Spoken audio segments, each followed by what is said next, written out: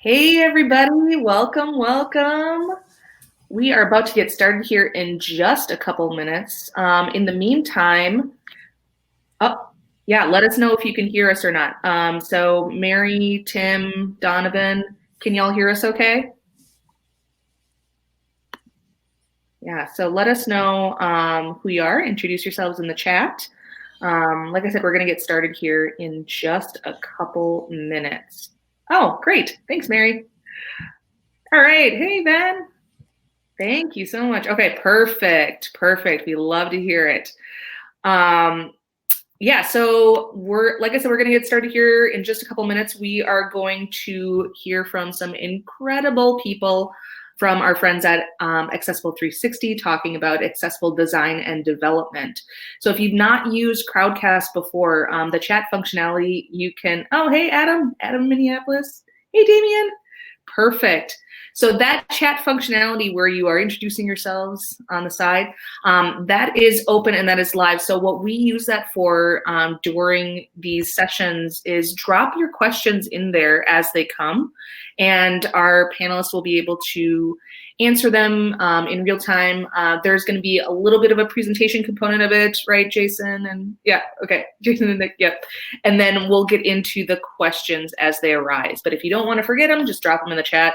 And we will go from there. If you've never been to one of these before, my name is Maria Plussel. I'm the executive director of Ministar. We're a nonprofit that serves the technology community in Minnesota. We run a bunch of different events throughout the year. In the before times, they were large in-person ones. Now we have lots of different virtual ones. Mini AMAs are roughly twice a month, and they're just an opportunity for us to get a chance to learn, sit down with subject matter experts, and hear your questions and get them answered right away. Hey, Ben. Awesome. Well, thank you all. What I'm going to do is I'm actually going to kick it over to Michelle to introduce our panelists and get us started here real quick. So Michelle, I'm going to disappear over here. I'm going to kick it over to you. Okay, great. Well, thank you very much. Hello, everyone. I'm Michelle Landis. I'm a co-founder at Accessible 360, and we're super excited, as Maria said, to be here with you today. A360 is a Minnesota company, formerly located in Uptown, now dispersed across a bunch of home offices, like I assume the most of you are. So we are spread out across the metro area here in Minneapolis, St. Paul, but we also have team members across the nation. We had that before COVID hit. And so, for example, Nick is calling in from Austin, Texas. So what I wanted to say as a brief intro about A360 is it's not an advertisement, of course, because that's not what we're here to do. But I just want to do a little bit of street cred so you understand how talented the individuals are that are speaking with you today and why we were asked to do this. So our differentiators in our niche marketplace are our people and the live user process that we do in accessibility auditing. We do offer a SaaS product as part of our holistic services, but our human-first approach is really what drives people to get help from A360. We can work with developers and designers on two different types of services. First of all, auditing, where we thoroughly scope first-year needs and provide a thorough live user experience. Excuse me, because I have one rescue dog who is not wanting to cooperate here. And then also we can support your development and remediation efforts through fixing those things found in the audit process. Or we can also work with designers and developers who are building new products. So in this student body shift left approach, we're bringing accessibility design and best practices into the early stages of your build. And that's what the two amazing gentlemen that are here today from my team will talk about. I want to introduce them and kick it off to them. I've done one of these before for Maria, and I know that the bulk of this is really making sure that everybody gets a lot of time to interact. So I'm going to just introduce my two team members. First of all, Nick Taylor is a member of our auditing team. He's been with A360 since February of this year. And prior to that, he worked for 5 years as an assistive technology instructor. And this is a new expertise out there in the field emerging, and his background has just been invaluable at Accessible 360. He spent time teaching people who are blind or visually impaired how to use screen readers and magnification tools to access software and websites that they needed to do so for work. Our second presenter today is Jason Webb. He is our accessibility developer advocate here at A360. He provides personalized consultation for Accessible 360's clients in helping them work through the advanced accessibility challenges and integrate accessibility into all phases of their software development lifecycle. So I couldn't be more proud of the work that our team at A360 does, and especially under the leadership of our auditing team, like these two represent. And so I'm going to kick it off over to you, Jason and Nick, and thank you very much, everybody. We'll check back with you later. Great. Thanks, Michelle. Yeah, we're super excited to be here. It's a group that I'm always a part of, as an audience member a lot of the time. So it's nice to be on the other side and join the presenting side. So we have a very short presentation, but obviously the goal is the AMA side. So what I'm trying to do with my presentation is really throw a whole bunch of high-level details at you guys. So there's an overview of accessibility from the development and the design perspective, and highlighting some of the most important principles and challenges and lessons learned that we've picked up over working with hundreds and thousands of clients and developers of different sizes. So the hope is that there's going to be a little bit of a fire hose effect. You're going to get a lot of information, and that's kind of on purpose. I'll share out a link to the presentation so you can go through it at your own pace, look at things that you want to look at, and pick out a few things as we go through and say, hey, I want to learn more about that. That's relevant to what I'm doing right now. Kind of compile some ideas, some questions, so that once we breeze through this high-level presentation, we can dive into the things that are most interesting to all of you. So I'm going to put the link in the chat, and we'll see if it works. It should be viewable outside of the organization that we have, but let me know if there's any problems with that. And I'll get a screen share going as well.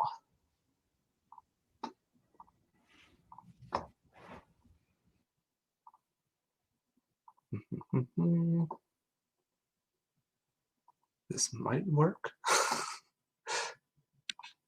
Okay, I see avatars popping up, so that must Looks like it did. All right. Move this over here. Move this over here. I wish I could do full screen, but I have a double wide screen that I don't have split up, so nobody wants that. I'll have to go all the way back. I know how to use computers. Okay, so my goal is to keep this to like 10 minutes or less. We're going to breeze through a lot of this stuff. And there's going to be multiple points per slide. I'll try to call out, the 2 or 3 that come up to me quite a bit when I'm doing consultation work and hopping on calls with clients. Really super 10,000, 100,000 view perspective. I'm hoping this was kind of covered also in the previous AMA. If you weren't a part of that, this should help a little bit. What we're trying to focus on here is digital accessibility.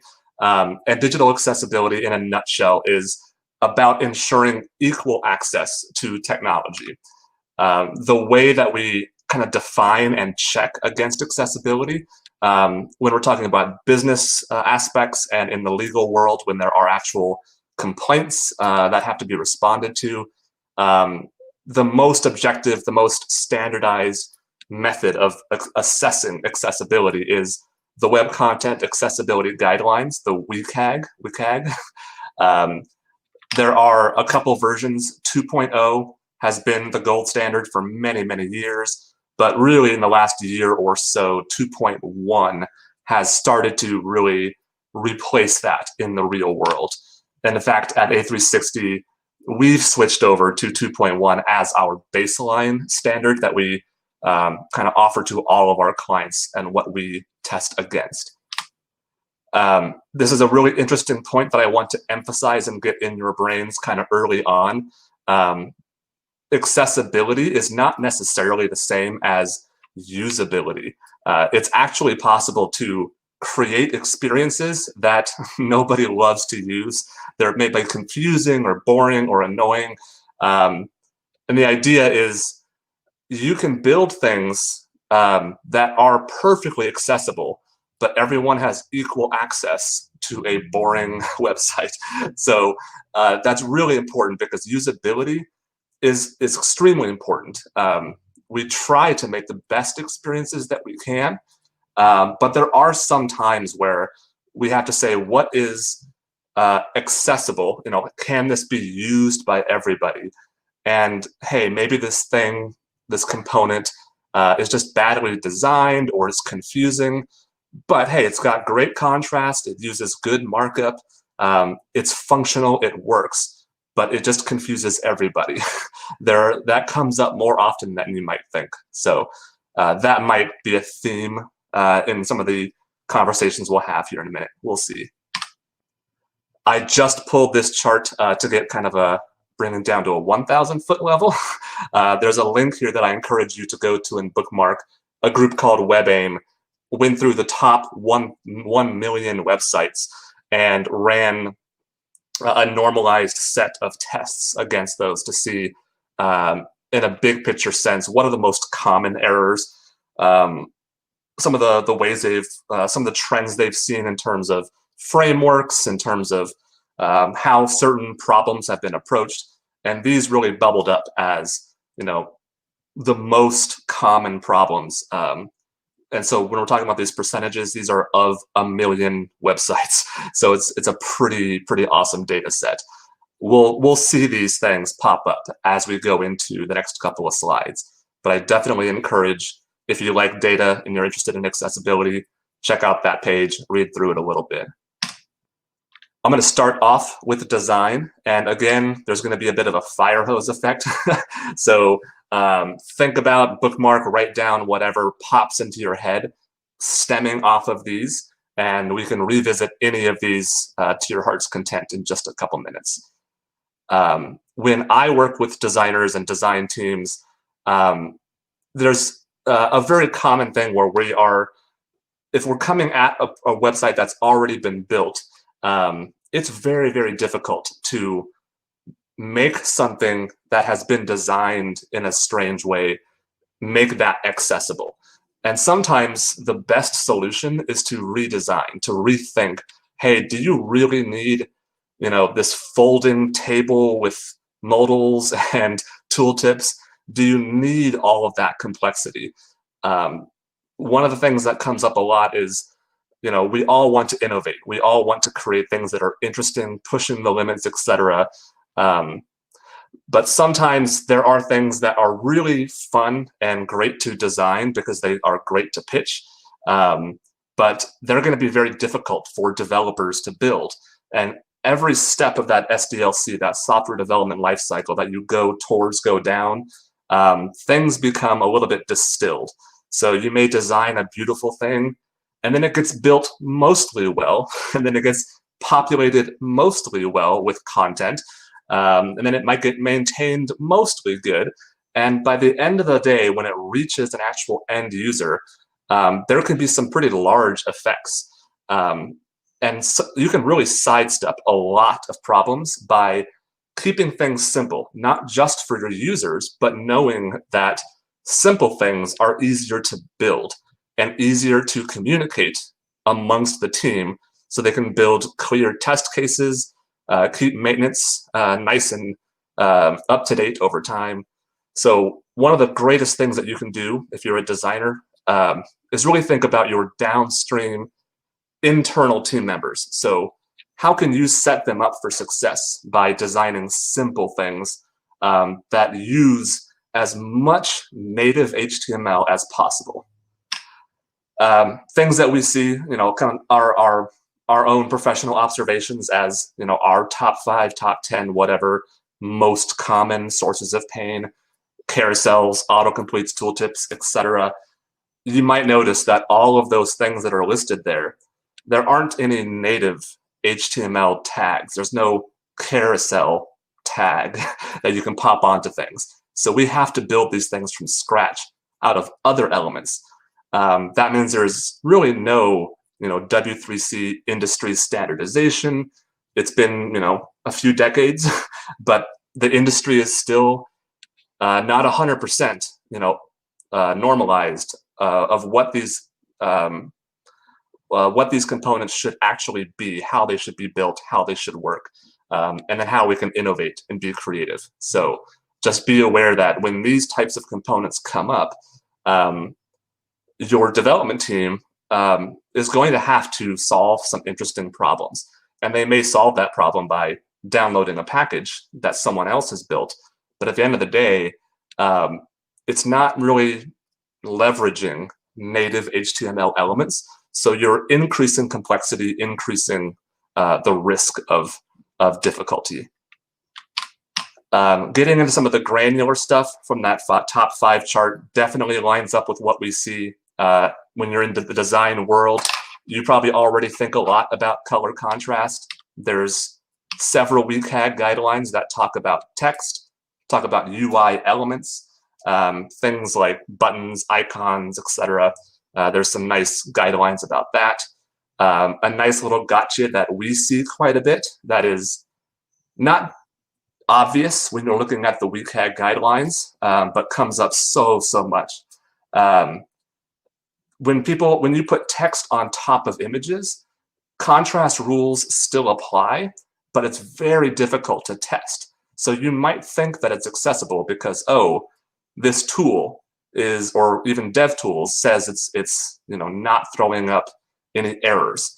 Well, it's not throwing up errors because it's extremely difficult, especially in the responsive modern world, to conclusively test text against an arbitrary background, especially when you start having effects, CSS filters, backgrounds, shadows, etc. So a great way to just avoid that is just to guarantee some level of contrast using your own backgrounds, your own shadows. Speaking about color, don't just use color. If you have an invalid form field, don't just turn it red. You'll want to provide some sort of error, some sort of indication that everyone can see and read, pick up with their screen readers, whatever. Hey, this is the message. And once again, on that theme of images and text, it's super easy when you're designing things like ads, carousels, to put text directly in the image, bake it in, export it as a flat image. But if that text is important, everyone needs to read that. There are strategies. There's things like alt text. So I'm sure that'll come up as a question. There are things you can do, but when you're designing images, there might be complex content like headings, links, buttons, structures, lists, etc. Not all of that stuff can be conveyed with just alt text. So by the time you start figuring out alternative ways of representing the text in that image, you probably would have saved some time just by splitting that out, putting the text, styling it with CSS in the browser using an image background. Super commonly, we'll see focus styles are missed or even suppressed entirely. There is a really clear WCAG guideline that I have listed there that focus indicators must be visible for actionable elements. It's one of the few, one of the WCAG guidelines that is just so darn clear. There's not a whole lot of interpretation.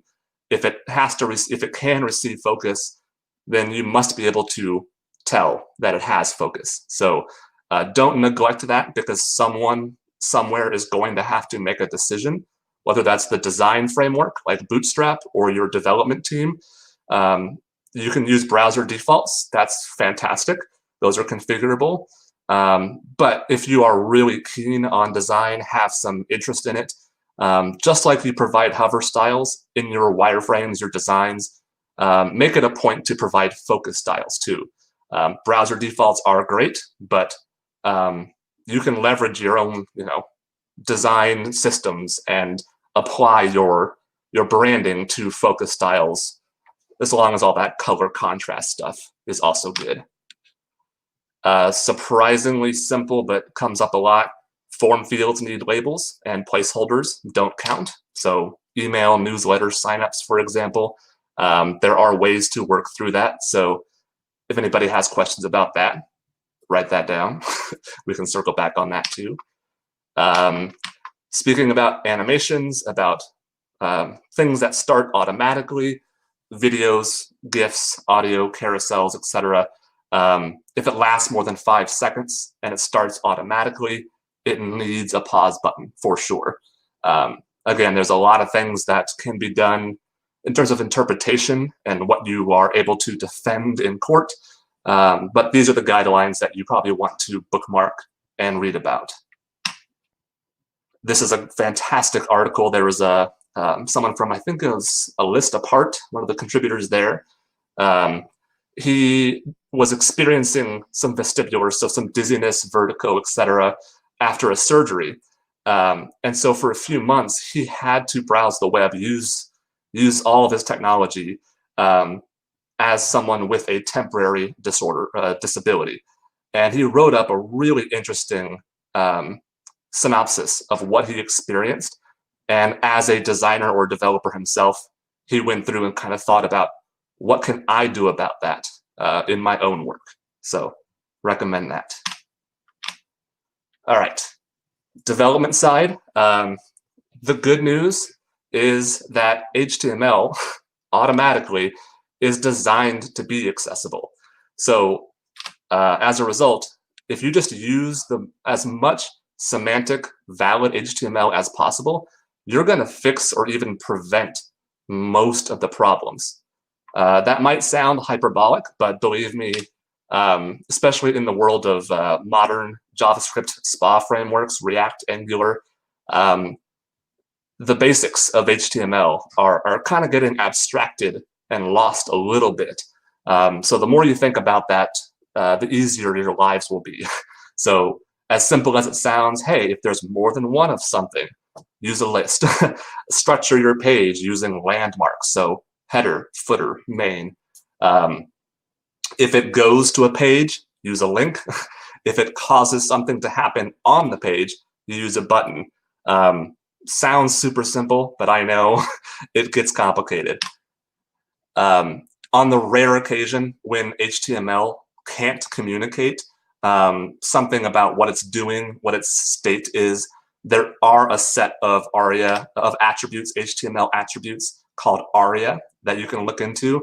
They're just a set of attributes, and all they do is they communicate information that is not automatically communicated. So if you're using a select dropdown or an input element, you don't need really any ARIA because those built-in structures already work very well with screen readers. But if you're building an accordion, that's a non-standard, non-native structure. So you'll want to provide, hey, this is expanded, this is not expanded, some stateful information, and ARIA can help with that. But what our auditors like to say is that ARIA is like salt. Use it very sparingly. You can ruin the whole dish pretty quickly if you start just throwing ARIA as your solutions to things. Like, oh, this was a link, should have been a button. I'm going to throw ARIA at it until it looks like a button. So definitely think about ARIA, but also keep in mind that if it was really designed and built well from the beginning, you will hardly need any ARIA at all because the native HTML will take care of all that stuff for you.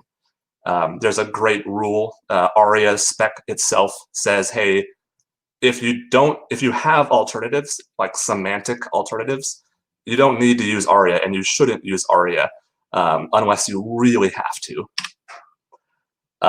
Really simple. There's a couple guidelines about this. The order in which things are presented visually, whether that's the reading order, the focus order, it needs to match how that is set up in the DOM so that the experience that you and I might have as fully sighted users is the same experience that someone who is non-sighted or low vision can also experience. They're not going to be surprised by their focus indicator jumping up and down all over the screen. It'll go exactly as they expect it, left to right, top to bottom, just like reading a book. Last slide on development. Make sure you can use your keyboard to do everything a mouse user can do. Sounds simple, but you can test for that without any advanced skills or advanced technologies. Just start tabbing and hitting enter on your interface. If you can't figure it out and you built it, then your users probably won't either. You might think that some users are going to have specialized knowledge that you don't have. So how can you really speak to what they need? Well, keyboard usage is one of those things that we can all experience. And there are lots of people that don't go through formal training when they have to use their keyboard. Maybe they, again, just had a surgery and they can't use their hands, or their mouse batteries died. They're on a trackpad. Make sure that everything is usable with your keyboard. And the best points that I would have from a development perspective, if you're going to be building, or you need to have complex UI components, things like those autocompletes, those carousels, etc. I highly, highly, highly recommend building those things in-house. If it feels too complicated to build, especially on the time frame that you might have available to you, then that should be a signal for you. Because what you're going to be doing is, if you're pulling in a third-party package, some library, you're putting that off. It's going to be much more difficult to fix that and maintain that later, even though you might get a short-term win. So really, I would recommend going to your designer and saying, hey, this is going to cause a lot of maintenance problems. It's going to be difficult to build. It could drag on in testing, etc. So let's see if we can find a simpler solution here. And finally, going along with that, aim to use as few third-party components as possible, meaning things that are built and maintained by some other group. This is really common if you're a Shopify developer, a WordPress developer, etc. You'll go and you'll use, an app or a plugin. Maybe you pay a little bit of money per month to use it. Not only is that kind of in that line of, hey, if it's complicated, you probably would get more benefit out of building that, but also in the legal world, if it's on your website, even if it's technically controlled by some other group, that doesn't make the website any easier to use for a non-sighted user or a potential plaintiff. And you can actually be held accountable or responsible for inaccessible content that is being driven by a third party. It complicates the situation. There's people being pulled in, but the end user is still affected the same way. So the best way to avoid that entirely is just to avoid third parties entirely. We see this quite a bit, and it can get very hairy from a legal and business perspective. So really look at what vendors you're using and evaluate, do I need to have this be third party or not? I have a little slide on testing, and this could also be something we can talk through. I don't want to burn up a whole lot more time. My biggest point is always the best way to test for accessibility is to hire and empower people with disabilities. You can use automated tools. They exist, but they're extremely limited. I have a data set, a study from the government of the UK linked in that slide, showing kind of some of the limitations that automated tools have. As a developer, I use automated tools myself, but I don't rely on them. They're going to get about, the best ones are going to get about 40% of the accessibility issues there. So they're great for catching contrast issues, for, hey, this HTML is broken. That type of stuff is great. But there's a lot of false negatives, a lot of false positives. So make sure that you're augmenting that with manual testing and using them kind of hand in hand. Using your keyboard gets you a long ways. You can check for all those things like the order of the content, the focus indicators, the operability. You can cover a lot of ground just by tapping, hitting enter, hitting space. And by far, the best way to test and catch, resolve accessibility issues is by having people in your company build empathy, build thinking about accessibility into their day-to-day processes. It sounds easy, but I know it's very difficult when there are deadlines and budgets and et cetera. So here's a few ideas. Start at the top if you can, have it be a company value. Give your team time to upskill. It is not something that is like, oh, just Google it, you can figure it out. Take it seriously. It takes a little bit of work, but the benefit is huge. Try to build it in as a requirement. Don't have things go to production until it's just been looked at by someone who has expertise. Finally, just a dump of some resources, some specs that I have bookmarked, some guides up at the top, the everyone links. A few of those are actually guides that have sections for designers, sections for content creators, developers, and they're kind of like guided checklists. I love using these things. So if you just want to think about, hey, I'm designing a page, what are some things I could just run through and just kind of make sure are there? So I really recommend those everyone links at the top and just trying out some of those checklists. And for developers, it sounds kind of a lot to have the specifications in front of you. And I definitely don't go through and read the specifications, for fun on my free time, but they are there for searching for things like, hey, I want to use ARIA expanded.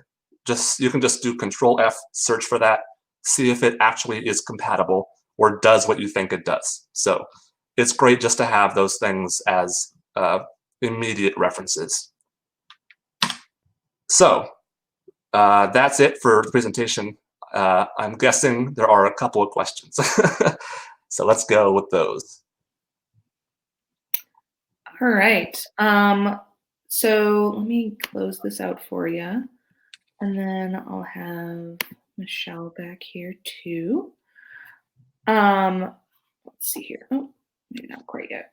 So what we will do, there was one question that came up from, and it was just around resources. So Jason has put the link to the slides in the chat. I will reshare that. And there's a question also about if this talk is being recorded. So it is being recorded. Crowdcast automatically records it. And it's available pretty much right after the session. Now, you notice that there's not closed captioning on this. So we work with that recording, send it to someone else to do and then we also share out on our YouTube channel one that is closed captioned. So that will be available to you as well. But please drop your questions in here. A lot of info. Jason, I'll start with just kind of dropping that link back down here. Awesome. Don't be shy, folks. What are some really common questions that Nick or Jason, that you all get when it comes to design and development? What are some kind of front of mind ones? That's a good question. Because it really can vary, right? It really depends on who's asking the question, what they may have a question about. I do know a lot of times, when we do get questions, it tends to center around images and sort of trying to determine, okay, what should be a good alt attribute for this image? I know that gets asked a lot. And I know the biggest thing that we sort of push is, what is this image trying to convey? What is the context of this image? Is it like just some adornment on the page? In that case, we would probably say to give it an empty alt attribute. And so that way a screen reader will skip it. The blind user may not need to know, this is like a muffin separator, for instance. But if it's an image that is perhaps like a headshot of a staff member or a product shot, then it would need a descriptive alt. And in the case of like that headshot, we would actually say to put headshot of and then the staff member. For a product, especially if it's on a product details page, you do want to make sure each product image has a unique alt attribute. I know my girlfriend is blind and she shops a lot, and she likes to know sort of what each product is telling her. So then she can send it to other people to like confirm, is this actually what I think it is? So it's really good for context, and that also sort of extends down to like buttons with images or links with images. A lot of times, we think, okay, we just have to describe what the image is. Well, we actually have to describe what the image is going to do. If it's part of an actionable element like a link or a button, if you hear like dog link as a screen reader user, well, what does that mean? What is dog going to do? Where is that going to bring me? So a lot of times we tell folks to like think about, what is this image going to take me, and sort of, in that case, it may be go to dog wash page or something to that effect. That's just an example, but that's one of the biggest questions I know that we tend to get.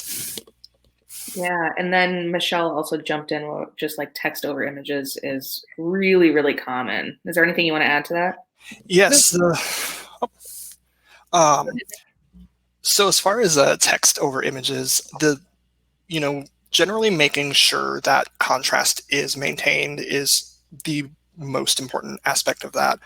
A lot of times I'll suggest perhaps putting a background behind the text, just a CSS background. It could even be translucent to a degree, as long as sort of if you use, say, a color picker or something like that, just to make sure that most of those color values are still falling within the WCAG guidelines, maintaining color contrast. Okay. Yeah, that's really helpful. Yeah, so there have been a few questions coming through, so definitely drop your questions either in the chat, or there's also a functionality called Ask a Question at the bottom of the screen. So one of the questions comes from Adam.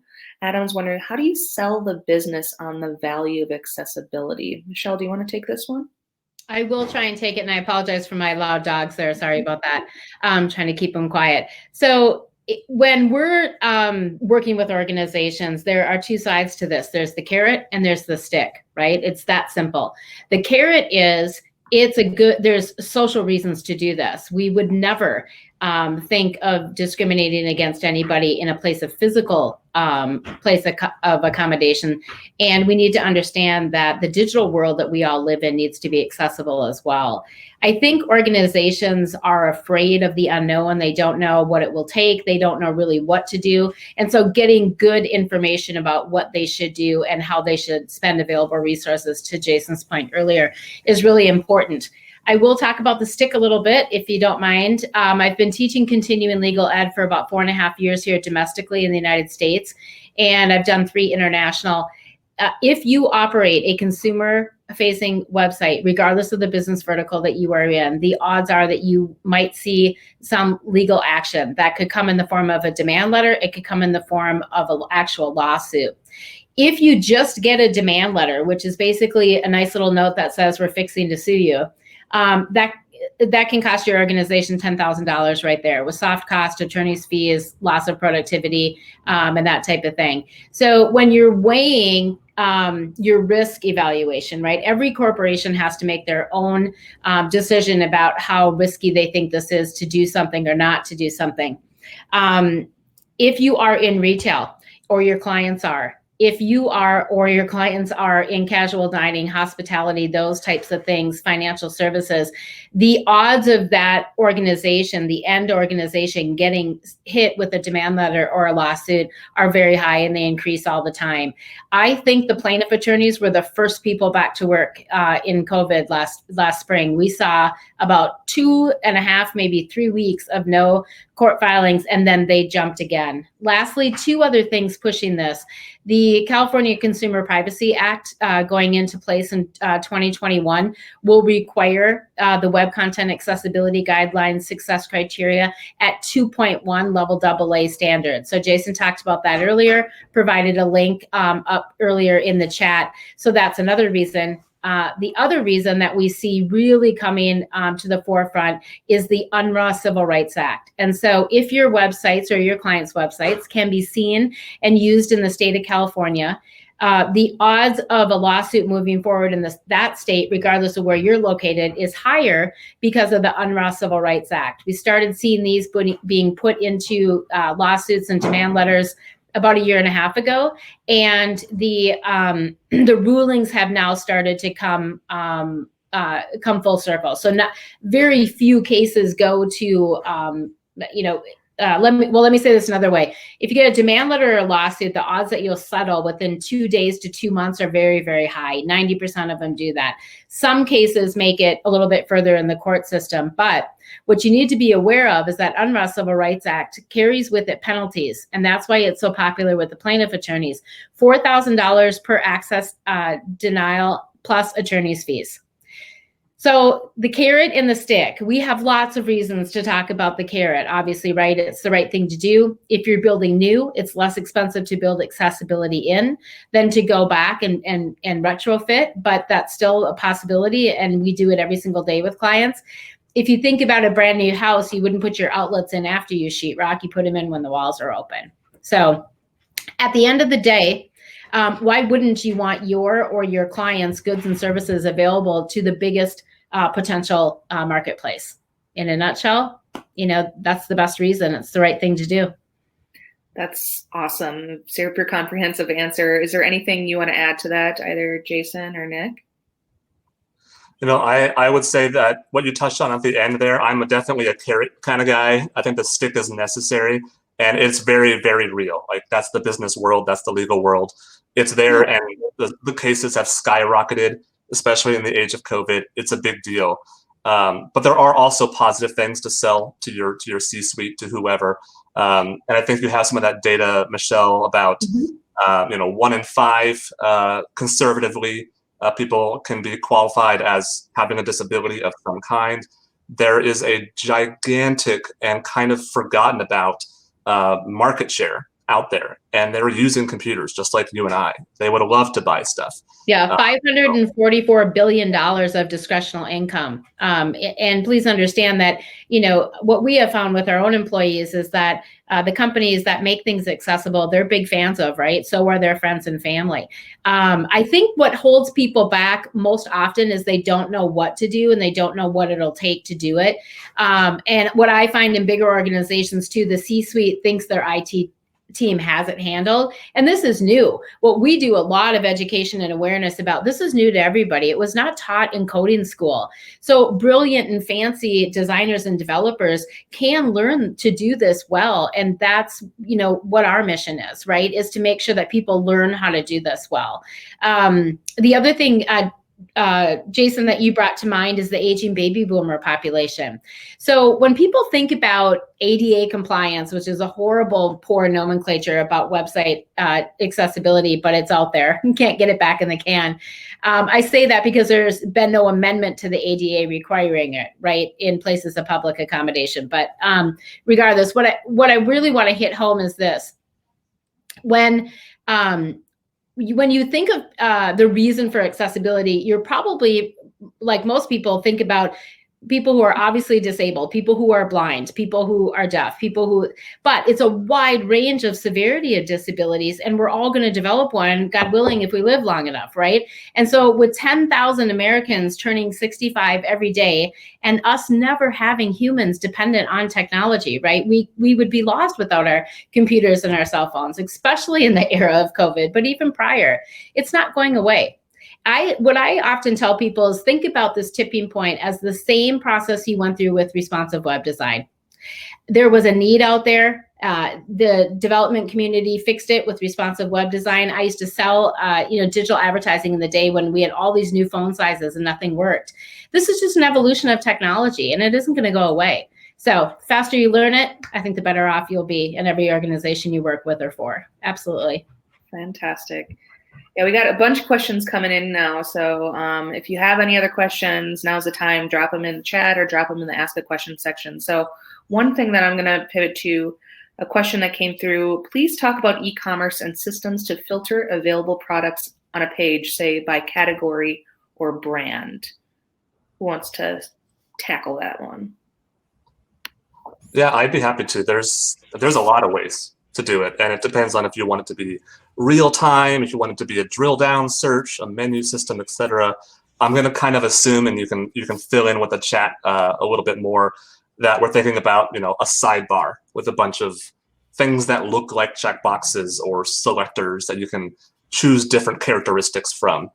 That comes up quite a bit. I think there might be I'm sensing some specifics, but we see that everywhere. We talk about, Nick, you see them probably every day, right? Yes, so, I do. You know exactly what we recommend people, right? Yes. The biggest thing is, making sure that how it is set up is communicated to screen reader users, is the structure of it is communicated to screen reader users, and the ability to also select and remove filters isn't terribly encumbered for keyboard users. A lot of times, it can be difficult to sort of figure out, well, should focus go to the filters first or should it go to the actual list of products first? And we'll generally recommend the actual sidebar list of products, but just making sure that the structure of the page, wrapping the actual filter sidebar into region and giving it a label for screen reader users to understand this is a list of checkboxes that are for filters. So that is something we see a lot, and that is a lot of times when we're calling out issues, it's making sure that your checkboxes are checkboxes, semantic HTML, as Jason was mentioning before, and you're making sure that any sort of buttons that may just be like a little X to indicate removing a product communicates that not only is it going to remove whatever filter you have present, but it also indicates what filter it's going to remove. A lot of times I'll see a remove button, it just says remove filter, and there's no additional context for a screen reader user. So making sure that the structure and the context are communicated to screen reader users is extremely important. And how about that real-time aspect as well? Do we want to communicate that with an ARIA live region and put a whole bunch of information in their ear, or explain it just with text? Yeah, and that's a lot of times it's generally more helpful just to perhaps have maybe some screen reader only text for putting an ARIA live around 30 products found or something like that. That way, just that there is an update to this, if it is a live version, for the screen reader user to know, okay, some products have populated, but you don't necessarily want to put an ARIA live around everything, because then everything will read out, and that can be overly verbose. Just having a little indication like 30 products found with an ARIA live attribute wrapped around it is usually perfectly sufficient. Yeah, just having some text at the top saying, hey, these checkboxes filter the products. And then when you filter a product, just literally announcing the words 33 products found. Just very simple, saying that there's something has happened. Exactly. And that's, one of the big things I notice is that there tends to be, when accessibility is considered almost an overcorrection, we'll start to include excessive labeling or excessive announcements and things like that. And really, it's just sort of, a lot of times it's just nudging toward accessibility. It's just creating those semantic checkboxes or radio buttons as opposed to using custom ones. It's just making sure there's just a brief little maybe screen reader only direction at the top of the filters region, just informing the screen reader that it's going to filter the page. That's really the big thing that we look out for. Yeah, remember, ARIA is salt, so you don't always need it. I love that so much. Yes. What's that joke, Jason, that Aaron always said is every recipe needs a certain amount of salt, but if you use too much, even your dog won't eat it. There you go. Yeah, that's the A360 joke on salt. I love it. Yeah, Michelle is dropping a bunch of really good knowledge in the chat too, so if you have a chance, definitely look at that. Speaking of in the chat, so there was a question that came through, and it touches on something that you had talked a little bit about, Michelle, so I wonder if you want to take this one, but it's open to everyone. What are the legal requirements for municipal websites to be accessible? Yeah, I answered that one just in case we didn't get to it. My suggestion was that they follow Section 508. I'm presenting. Thanks. So that they follow Section 508 requirements that were refreshed in 2018, and they adopted the WCAG 2.0 level AA. This is a requirement actually for federal government websites.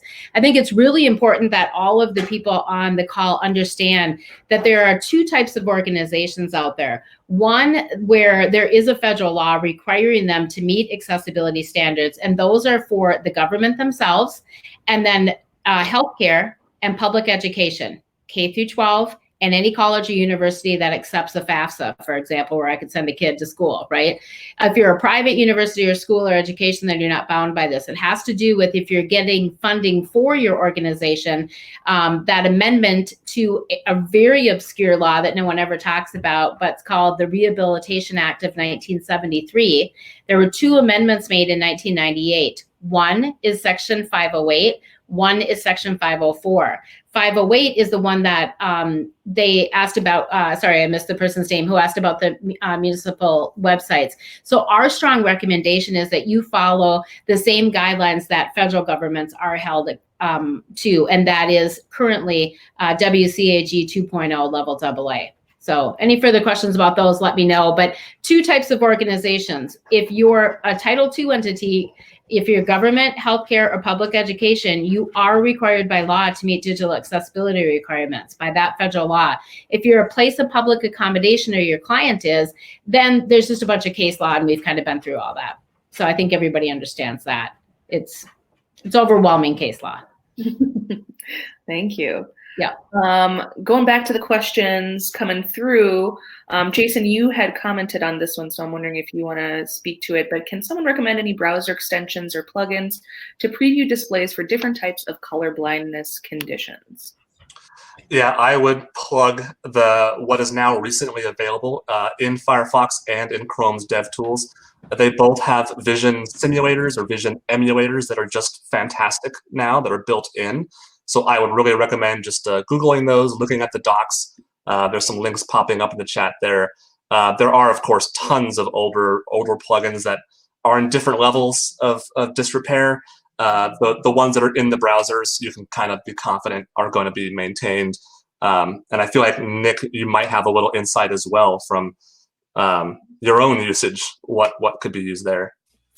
I was actually going to basically suggest the same thing as you, just using the DevTools. Since it's now just built in, that's really going to be the best way to do that. I will say for at least iOS apps, there is an accessibility inspector for Xcode. So if anyone is using iOS apps, you can actually use the accessibility inspector there as well to emulate colorblindness filters. Awesome. And the nice thing with that as well, there's dozens of different kinds of visual deficiencies. And I think you can drive yourself nuts looking at every single one individually. It's great for building empathy and giving demos 100%, but also understand that when you follow the WCAG color contrast guidelines, they're going to be covering as much of that as you possibly can. So look at the core principles and trust that all those edge cases or different scenarios will be covered. Perfect. And Lauren shared in the chat that Stark is great for design programs. So thanks for sharing that link down there. There is another question, says, are there accessibility concerns that apply at the content strategy level? For example, should we prefer shorter, more focused pages over longer pages? Are there good accessible patterns for promoted/recommended content? We have a specific, I was just going to jump in with content management. It's one of the trainings that we get asked to do a lot. And inside our accessibility hub, we have a special training for content management. Maybe Jason can pull up some of that and kind of jump in. If I didn't have my tech wingman here with me, that's what I would stress. Most importantly, understand that each content management system is going to have different abilities to affect accessibility and not, but there are definitely best practices out there, and we can even follow up with those. But Jason, I'll turn it over to you for some specifics. I think you're muted though. Yeah. There you go. Yeah, I think this really touches on that, one of those very first points at the very beginning of the talk, that this gets into the world of usability. When we talk about, hey, what is better, shorter content, longer content, having related products, non-related, things like that, what order should they be in? Those are really UX questions for everyone. Whatever is effective for you and I, sighted users, that's where we should be thinking about. If everyone can access that equally, that's the accessibility aspect. I put a little guide in your question as a little comment the W3C just recently, like a few months ago, put out a draft of a wonderful guide for design strategies for cognitively impaired users. That is an area that the WCAG standards body is thinking more and more about. They're already thinking about 3.0 and further on, and they're trying to bake in cognitively impaired users. They've been kind of underrepresented. So looking at some of the in-progress work and the conversations that are happening in that working group can be a great way just to learn about references and data sources and things like that. But from a accessibility, strict WCAG compliance perspective, if everyone can use that content the same way, you're going to be in good shape in that way. Awesome. Also on social media, we have a couple of quick tips too. Using the camel case on social media for Twitter and that type of thing makes it easier to pick out the words instead of everything hashtag and then lowercase. What are some of the other things that we suggest for the social media out there? I know it wasn't the question was content management, but it's closely related. And if we can add a couple there, Jason, it might be helpful. Turning on closed captioning on your video player's default mode, that type of thing. Yeah, honestly, from kind of the real world perspective, it's, when I work with clients, a lot of it has to do with the risk mitigation, accepting that social media platforms, for all their popularity, have not fully embraced accessibility the way they have needed to. They're starting to catch on. The crowd is kind of turning against them. But be wary when you're doing things like pulling in Instagram feeds because, oh, that's just like a one-line JavaScript embed code. Might as well. They're not really forcing people to supply alt text or explaining the text inside the images. They don't care about contrast, and nor should they. That's kind of a debatable thing from a platform perspective. So be careful about what you're pulling in from a social media perspective, and if you're producing content, pay attention to their update streams. There's captioning going live. These new fleets, was it tweets?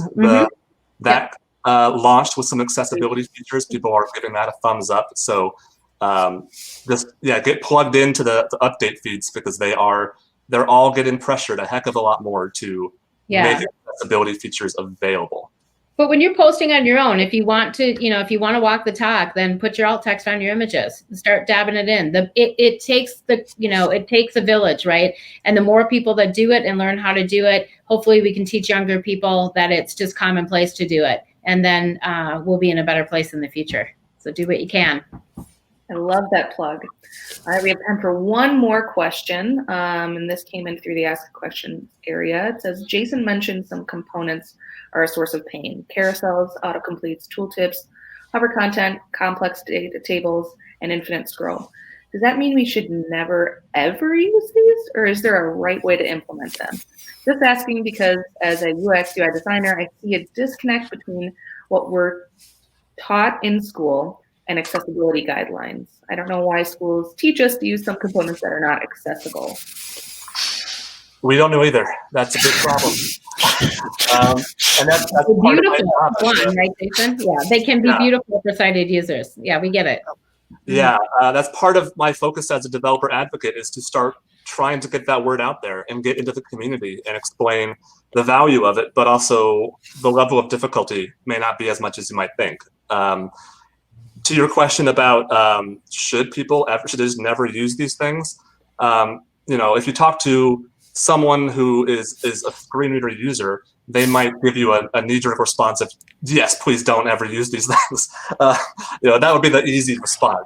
Go to shouldiuseacarousel.com, and that'll explain a little more about that. It's a love-hate relationship. We want to innovate, and we want to support innovation. The web is going to move on. Creative need to be creative. Totally. A big part of my job is doing research and creating code samples. For over a year now, I have been developing super comprehensive articles that explain how do you build accessible carousels, accessible autocompletes. And boy, I did not realize how much there was. The end result is not difficult to build.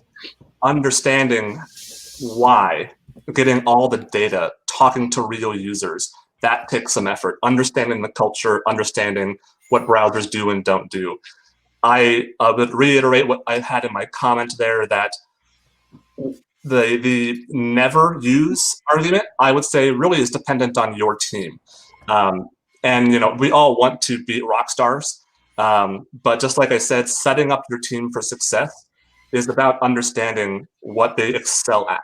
And if accessibility isn't one of those things today, make everyone's life easier by simplifying things. Do you have to have an autocomplete with cards and filters and all these other things? There's different ways of handling every UX problem. So if you can simplify your design, you're making things better for your users, but you're also really minimizing risk of things going wrong with your development team, maintenance, etc. Yeah, I think the strong message is, and I put it in the chat just while Jason was talking too, so the thought wasn't lost. I don't have a problem, nor does A360 have a stance against using these new innovations and features. It's wonderful. The problem with the schools is they don't teach you how to make them accessible, because they can be made highly usable and or accessible. It's just learning how to do it. And so, Nick, anything you wanted to add to those crazy fancy new features? I'll just echo Jason's sentiment. Even as someone who knows a lot of screen reader users, like that, there's nothing wrong with using them as long as they are marked up correctly. And that can often be the hardest part of doing it, is just knowing how to mark them up correctly. And I will echo, what Jason was saying again. Just, I have put together an autocomplete myself using Jason's article, and it was really easy once I figured out how everything was supposed to fit in together. But I love seeing new components, new UI, new UX that people come up with. But then, in the back of my head, I'm like, well, how do we make this accessible? Like, how is someone with a keyboard going to be able to navigate this? How is someone with a screen reader going to be able to navigate this? Just having that in the back of your mind, like, okay, I can use this with my mouse as a sighted user, but how can someone who can't? How will they navigate this? Because as I said, I love seeing new UI elements. I love seeing the things that people come up with, but you also have to think about that in the back of your mind. Like, well, is this actually usable by everyone? Am I creating an equitable experience for everyone?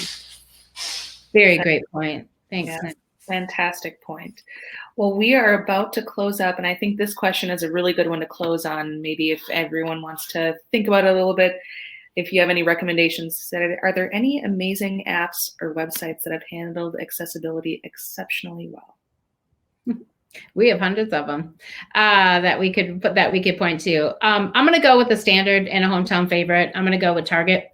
They were the first ones to get going. I think some of my blind coworkers can probably shop faster on Target than I can, to be honest with you. They put forth an incredible, usable and almost always compliant, or nearly compliant experience. And again, that's one of the biggest takeaways that we want to push to is that concept of usability, right? So another favorite of mine would be Instacart. The reason Instacart got a lot of attention from A360 is because when COVID hit, we needed to make sure that everybody could order groceries. We focused early on those essential businesses.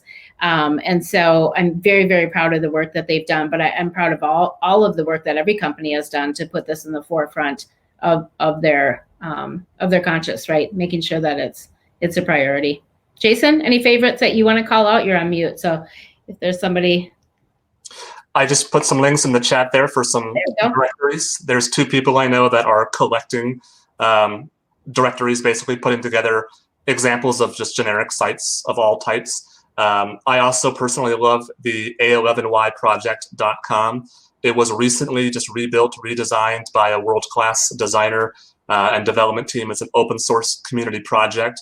But it looks phenomenal, and it's amazing for accessibility. So as a practical example, I would recommend that and all of the content on that site as well. Mm-hmm. Nick, anyone you want to add? Michelle stole mine with Target and Instacart. Those were really the first 2 that popped in my head. We shop using Instacart a lot, and it's, and Target, and it's just boom, boom, boom. It's just so well done. So there's some great banks too, right, Nick? Some banks have done some really good things. We've worked with a lot of credit unions. They the community basis of that, kind of leads them to that. But every major bank's been working on accessibility. Yes, with mixed results, but mostly good results. So I know we still bank with Wells Fargo, and their accessibility is still, so I can't speak too much for that. But yes, sometimes upgrades can be one step forward for sighted users and 2 steps back for non-sighted or not fully sighted. So just pay attention to that. Overall, I just want to say, I think the focus on accessibility, equitable access, and the need for universal design and development is pushing forward at great speeds. I mean, you know, we've been at this 5 years as a group. Many of our team members have been at this a lot longer, and we couldn't be more encouraged in what we see in the marketplace out there. And really, at the epicenter of it is the designers and developers who have joined us today. So the more that you guys push for it, the better off everything will be. So thank you so much for your time and for coming together and chatting with us over lunch hour. Yes, couldn't put it better myself. Thank you everyone for attending. Plug for the third and final in our 3-part series on accessibility with Accessible 360 is going to be January 13th. That is going to be practices to implement in 2021. Is that right, Michelle? Yes, we're excited to come back. We had it set for December, and then we just hit pause for a little bit because we want to make sure that everybody can come and focus. And there'll be a lot of practical tips. We started off with a very general awareness and education about accessibility, dove a little bit deeper here on the tech side. January will really be a roll your sleeves up, what to do in 2021, some actual takeaways and, you know, implementation stuff. So thank you so much to Jason and Nick for joining me today. And thank you, Maria, for having us again. Thank you all. Thank you all. And have a great day, everyone. Thank you.